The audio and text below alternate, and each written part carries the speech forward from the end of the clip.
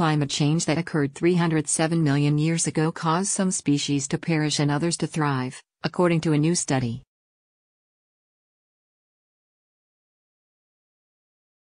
The research, from the University of Birmingham, suggests some species of tetrapods, vertebrates that have 4 feet, were greatly affected by the onset of a less humid climate millions of years ago.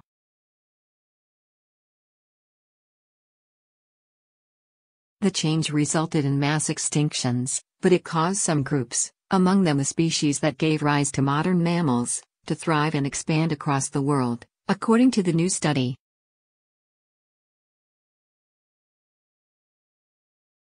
Researchers from the University of Birmingham analyzed events from the Carboniferous and Permian periods for the new study.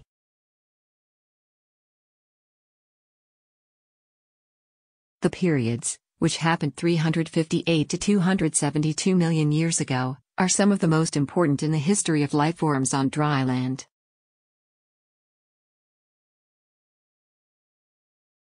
During the Carboniferous period, Europe and North America were connected and they lay at the equator, which was covered by tropical rainforests.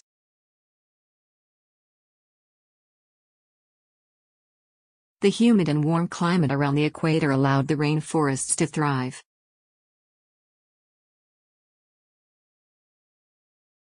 The climate also allowed tetrapods to diversify, and a variety of species emerged.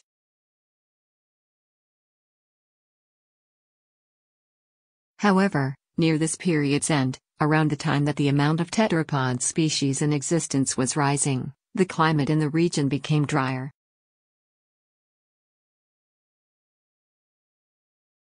This resulted in the extinction of many species in plant groups that were dominant at the time, among them club mosses and horsetails.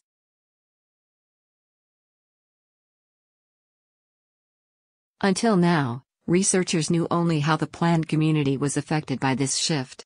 But the new study reveals the impact it had on the tetrapod community.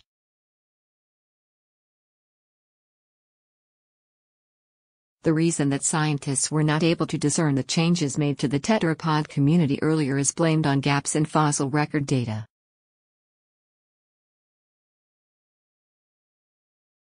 But the Birmingham researchers worked around this by creating a data set based on the paleobiology database.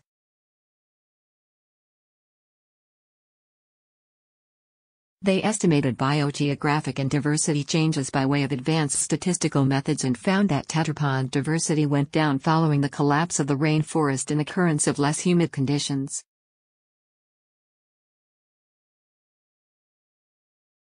The researchers believe this happened because there were less suitable habitats fit for amphibians, which require wet environments.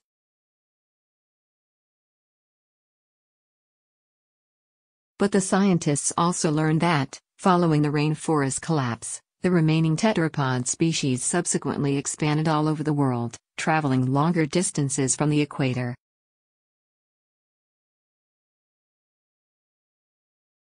Early amniotes, reptiles included, were among the climate change survivors. Scientists explained that this could be related to the fact that they were larger compared to amphibians and could therefore travel greater distances.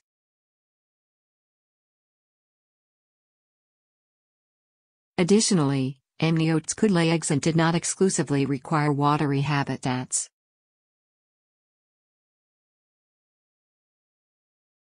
This is the most comprehensive survey ever undertaken on early tetrapod evolution, and uses many newly developed techniques for estimating diversity patterns of species from fossil records, allowing us greater insights into how early tetrapods responded to the changes in their environment, said researcher Emma Dunn.